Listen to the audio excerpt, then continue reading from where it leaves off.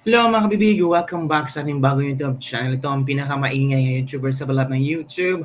Ako si Kabibig, maglebak-lebak na ta with evidence. Ako, Risa Hontiveros. Hinamon si VP Sara. Ako, iba na ang ano ni Risa. Nanghahamon na siya kay VP Sara.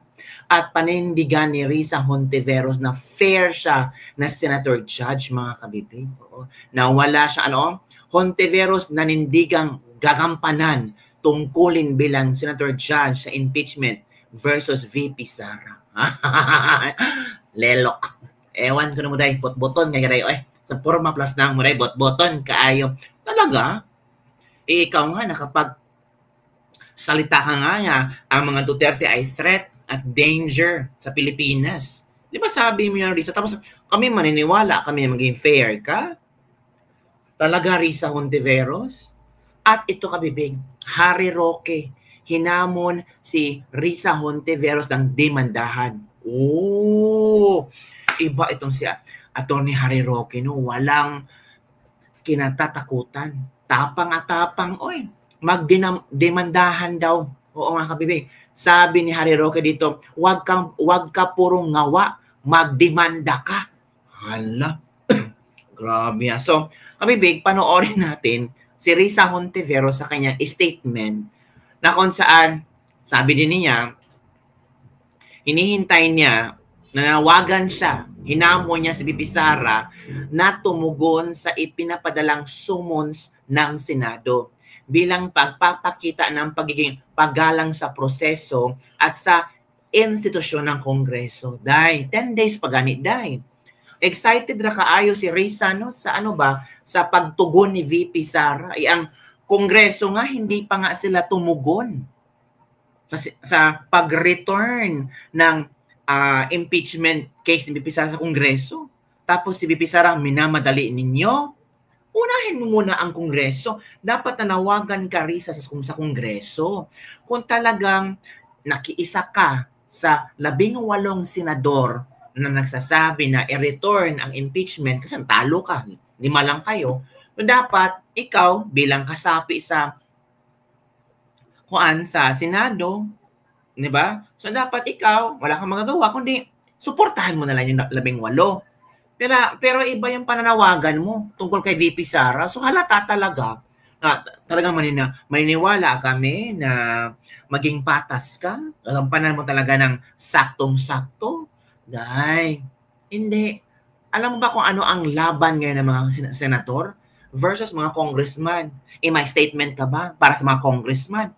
Wala, Wala talaga, Diba? Heto si Risa Hontiveros ba? Nagmamagaling na naman. Diba? Nagmamagaling si Risa Hontiveros. Ito na. Hindi natin si Risa Hontiveros. Sinabi ko dati pa, bilang Senator Judge ay titignan natin ng maigi ang lahat ng ebidensya na ipepresenta sa impeachment trial ni VP Sara Duterte. Nung nanumpa kami bilang Senator Judge, naging tungkulin namin sa... Parang nagbabasa si Risa, no? Hindi niya memorize yung statement niya. Tapos, 1 minute lang ang video na ito. So, hindi niya kayang i-memorize yung mga sinasabi niya. So, hindi galing sa puso. Diba? Sino kayang gumawa ng statement? Alam na natin sino. Senado na suriin at bumoto ayon sa bigat ng ebidensya na ilalahad ng magkabilang panig sa impeachment trial.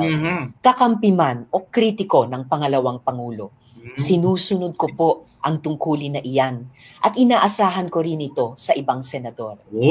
One good way for the Vice President to start presenting her arguments is by filing an answer to the summons issued by the Senate Impeachment Court last week. Hinihintay nating lahat ang kanyang magiging tugon dito at sa mga susunod na proseso kaugnay ng impeachment trial. So yun kabibig, yun ang statement ni Risa Hontiveros na, VP Sara, sumagot ka na sa summons, di ba? Sumagot ka na sa summons, VP Sara.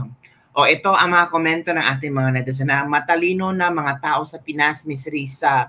You better investigate yourself first. Stop pointing fingers to others. Linisin mo muna sarili mo. Otherwise, shame on you. Hala. Grabe naman yung mga netizen. Kung mag-comment kay sa Hontiveros, ibalik mong pera na nakaw mo. Wala namang inakaw si Risa na pera. Meron ba kabibig? Kayo talaga. Yes, the senator judge can dismiss criminal charges under specific circumstances.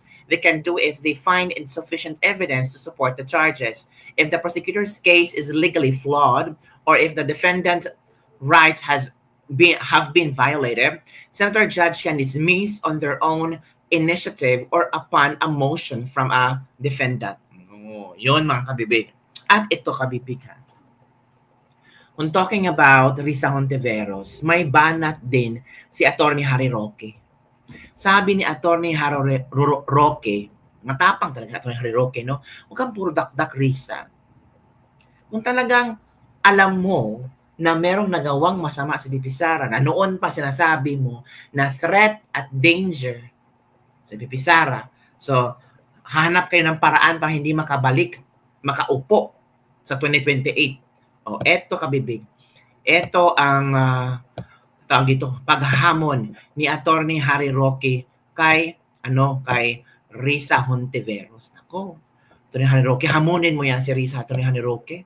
Okay, let's listen mga kabibig. Umiiyak na kasi kwanto nagkaroon ng paglabag sa saligang batas, sa pagre-remand. Well, magdemanda kayo. Tignan natin. Ayaw niyong maniwala dun sa aking paninindigan na ang desisyon ng impeachment court ay hindi dapat reviewin ng kahit sino dahil sila ay sole judge. So kung kayo ay hindi sang-ayon, matagal pa naman ang pagbubukas ng 20th Congress. Sa July pa yan. Magdemanda kayo kaysa ngawa kayo ng gawa. Yung mga antivirus dyan na nagpapapansin dahil ambisyon maging presidente, magdemanda ka nang makita ng lahat na talagang ang dapat maging presidente, alam ang batas. Dahil pag ikay nagdemanda, tingin ko, sesem lang ang mukha mo dahil i-dismiss lang yan ng Korte Suprema. So go ahead, mag-file ka ng maintindihan ng bayan na kinakailangan naman, bagbat hindi requirement na abogadong presidente, kinakailangan naman alam ang batas. At yung asta ay talaga nagpapakita na hindi mo alam ang batas. Mantaki mo, sinasabi mo na kinakailangan mag-proceed ang trial kaagad dahil kinagagamit ang word na forthwith. Hindi mo naman maintindihan na ang forthwith naman, nakasalalay yan kung kailan naman sinumite ng Kamara de Representante yung kanilang impeachment complaint sa Senado. Kung wala na talagang oras at patapos na ang Kongreso, paano naman sila magpapatuloy? Wala nang oras. At yun nga po bagamat may desisyon ang sinabi na ang Senate ay isang continuing body dahil 12 senador ay palaging nakaupo dyan every 3 years, ang katunayan, yung dosing yon inutil kapag hindi pa nanunumpa yung pangalawang 12. Bakit? Kasi wala silang quorum to conduct official business. Hindi gaya sa Amerika na at all times ang Senado ay merong quorum. More than half ang mga nakaupo. Kaya po pwedeng mag-function ng Senado miski natapos na yung termino ng ilan sa kanila. So yun kabibig. So nagpapakita daw na walang alam si Risa Hontiveros, 'di ba? Aloko. Grabe siya, Attorney Harry Roque, no? Parang supalpalan talaga. Walang makakapigil kay Senator, kay Attorney Harry Roque kung ano ang gusto niya sabihin kay Risa Hontiveros, mga kabibig. Palakpakan natin sa Attorney Harry Roque. At ito pa kabibig. Balit-balita na tungkol sa pag-inhibit. Nako, VP Sara, akala niyo magpapatalo sa VP Sara sa mga inhibit na kino-call out yung mga Duterte supporters, ng mga senador na mag-inhibit kayo. VP Sara din, kinall out din niya itong si Risa Hontiveros. Ito kabibig ha. Ito yung pag-call out ni VP Sara kay Risa Hontiveros. Mag-inhibit ka rin, Day. Hindi naman ibig sabihin ang mga Duterte supporters lang, mga senador. Ikaw din, para fair. Kasi galing sa bibig mo na threat at danger ang mga Duterte. Marcos at Senator Robin Padilla sa impeachment trial dahil umano sa kanilang pagkiling kay Vice President Sara Duterte, iginit ng bise na kung bias ang batayan, patas lang na ipa-inhibit din si Senator Risa Hontiveros. Ayon kay VP Sara, si Hontiveros ay hayagang nagpakita ng pagkiling laban sa kanilang pamilya sa isang pampublikong pahayag kung saan sinabi umano nitong dapat burahin, gibain o sirain ang pamilyang Duterte. Hindi kasi tayo pwede magpa-inhibit ng mga senator judges based on bias. Dahil ang posisyon lang naman ng isang tao is you are for or against. Buti pa si VP Sara nakaintindi kung bakit bawal mag-inhibit. Itong ibang mga congressman, yung ibang mga senador na ewan ko, hindi nakaintindi tungkol sa inhibit. Nagpapa-interview pa rin, nagpaplano daw sa 20th Congress, pinaplanuhan nila na mag-motion sila na yung mga Duterte supporters ng mga senador dapat mag-inhibit. Hala, oy, parang wala silang alam sa batas, no? Tinan mo si VP Sara, lawyer. So pinagtatawanan lang kayo ni VP Sara sa mga suggestions niyo. Talagang nagmumukha kayong walang alam, 'di ba? Nakakahiya, politiko pa naman kayo. Tapos kayo pa ang magsasuggest tungkol sa inhibit. Pero hindi pala pwede. Inday Sara, no? Kung ganun ang ating basehan sa inhibition, ay dapat din natin ipa-inhibit ang mga senators na meron ding bias against Sara Duterte, no? Tulad na lang ni Senator Risa Ontiveros na in a public speech, sinabi niya na kailangan talaga ano ba term na ginamit? Kailangan burahin or kailangan wasakin, kailangan sirain, gibain ang pamilyang Duterte. Iginiit ng pangalawang Pangulo na dapat pagkatiwalaan ng mga senador na gaganap bilang huwes sa impeachment court. Kaya sinasabi ko, ibigay na natin yung benefit of a doubt dyan sa ating mga senator judges na gagawin nila ang trabaho nila ng patas according to sa sinumpaan nila as senator judges. Samantala, binalikan ni VP Sara ang pahayag mula sa Makati Business Club na nagsabing mahalagang ituloy ng Senado ang impeachment trial upang mapanatili ang tiwala ng publiko at mga mamumuhunan. Ayon kay Duterte, matagal nang humina ang investor confidence sa bansa at hindi dapat isisi sa kanya ang mabagal na takbo ng ekonomiya. Kahit nandyan o wala yung impeachment, wala na talagang investor confidence dito sa ating bayan. Kung nakikita nyo, bagsak ang foreign direct investment sa ating bayan, no? Kaya wag nila ako gawing rason kung bakit pangit ang takbo ng ating ekonomiya.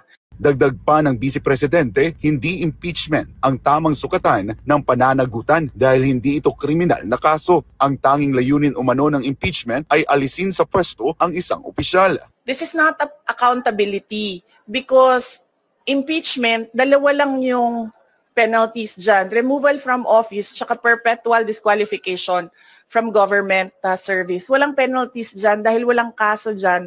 Ang impeachment ay removal process ng isang impeachable officers. Kung gusto talaga nila ng accountability, ay mag-file ng mga kaso dyan sa mga korte. Diba? Same si VP Sara at Harry Roque na explanation. Kung gusto niyo ng accountability, mag-file kayo ng kaso. Kaya sabi natin, Harry Roque, magdemanda kayo. Huwag puro putak ng putak. Huwag puro ngak-ngak. Magdemanda kayo. Kung gusto niyo ng accountability, kung gusto niyo malaman talaga ang totoo, mag-file kayo, magdemanda kayo. Demandahan. Mahirap talaga, no, yung mga tao ba na putak ng putak pero walang alam sa batas. Harry Roque, lawyer yan. VP Sara, lawyer yan. Anong suggestion nila? Kung gusto niyo ng accountability, magdemanda kayo. Kasuhan niyo. Kasuhan si VP Sara. Pero hindi nila magawa. Bakit? Bakit hindi nila magawa? Bakit mas gusto nilang impeachment? Kasi, alam bakit?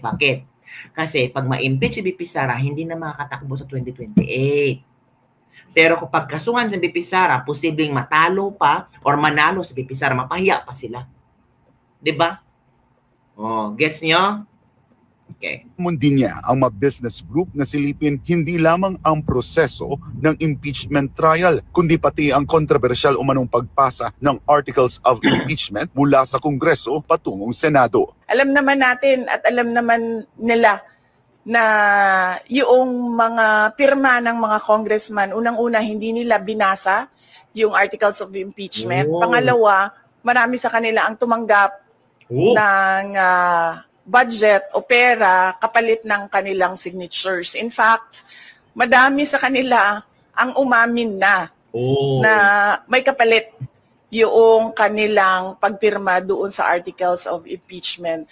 So if we are to talk about accountability by business groups, dapat questionin din natin kung paano ginawa yung articles of impeachment at paano pinasa yung articles of impeachment papunta doon sa Senado. Para sa Diyos. Galing ni VP Sara. Diba? Galing ni VP Sara. Talagang maiintindihan mo ang kanyang explanation. Alam niya kung ano ang proseso ng impeachment. Alam niya kung saan patutungo itong impeachment. At alam niya kung ano ang mga boslot, sabi sa iba, mga hindi magandang ginawa ng Kongreso hinggil sa impeachment, mga kabibig. So yung mga papiling dyan na tumatawag ng inhibit, walang inhibit. So sana naintindihan nyo. Sana magtanong kayo sa mga lawyers ba. Kami nga, natututo kami dahil sa mga statement ng mga senador, ng mga lawyers. Dapat mauna kayong natututo para pag ma-interview kayo ba, hindi kayo putak ng putak na mali-mali pala ang mga sinasabi ninyo. Gaya ng sabi ni Jinggoy Estrada para kay Princess Abante, wag putak ng putak, do research. Mag-study ka. Kasi nakakahiya. Spokesperson ka pa naman, tapos mali-mali ang mga sinasabi. Yun din, applicable yan sa lahat ng mga politiko. Wag puro putak ng putak para ma-interview ka lang, para maging relevant ka lang. Ang pangit naman, pagbabalik sa'yo, nakakahiya. Diba? Tapos tatag ka na ng tao na bobo, walang alam sa batas. Nakakaya politiko pa naman. So yun ang kabibig ang ating Libak-Libak for today. Don't forget to like, subscribe, and share this video. Bye everyone! See you next time.